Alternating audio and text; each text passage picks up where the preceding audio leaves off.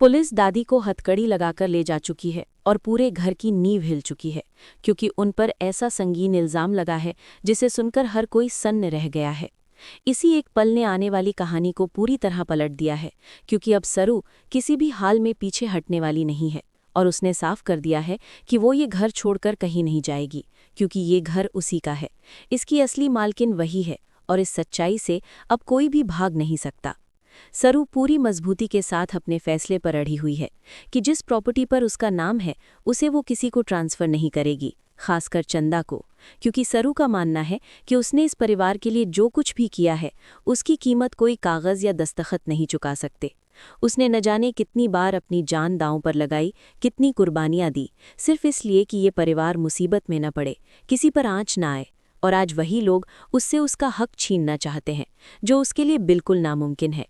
इसी वजह से अनिका, कामिनी, उर्मिला और चंदा के चेहरे पर डर साफ दिखाई दे रहा है। लेकिन सबसे ज्यादा घबराहट अनिका के अंदर है, क्योंकि उसे लग रहा है कि सरू ने अभी तक कुछ भी वापस नहीं किया है, और अगर उसने सच में सब कुछ अपने नाम रखा तो उनके हाथ से सब कुछ निकल जाएगा। वहीं दूसरी तरफ कामिनी खुद को जीत का एहसास दिला रही है और कह रही है कि सरू हार चुकी है, क्योंकि वो दादी के सामने झुक गई थी और अब दादी को उस पर रत्ती भर भी भरोसा नहीं है। इसी बीच कहानी एक और खतरनाक मोड़ लेती है जब कॉलेज में चल रहे एक बड़े ड्रामे का खुलासा होता है, जहां नशीले पदार्थों की सप्लाई हो रही है और कॉलेज के बच्चे इसका शिकार बन रहे हैं।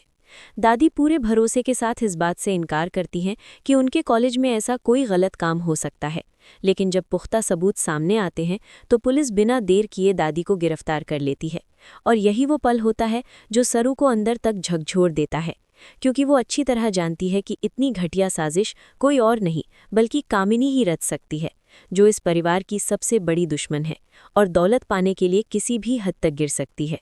सरू को अब यकीन हो जाता है कि कॉलेज में फैले इस जहर के पीछे वही टी स्टॉल वाला है, जिसने किसी और के नहीं बल्कि कामिनी के इशारे पर यह सब किया है, और अब सरू उसे बेनकाब करने का मन बना चुकी है। लेकिन कहानी यही नहीं रुकती, क्योंकि जब सरू जेल में दादी से मिलने जाती है तो हालात और भी दर्दनाक हो जाते हैं, जहां दादी गुस्से में सरू को डांटती हैं, फटकारती हैं और उस पर ही सारा इल्ज़ाम डाल देती हैं, ये कहते हुए कि उसे वहां आने की हिम्मत कैसे हुई और ये सब उसी की साजिश है, जबकि हकीकत ये है कि सरू बिल्कुल बेगुनाह है और उसने कुछ भी गलत नहीं किया।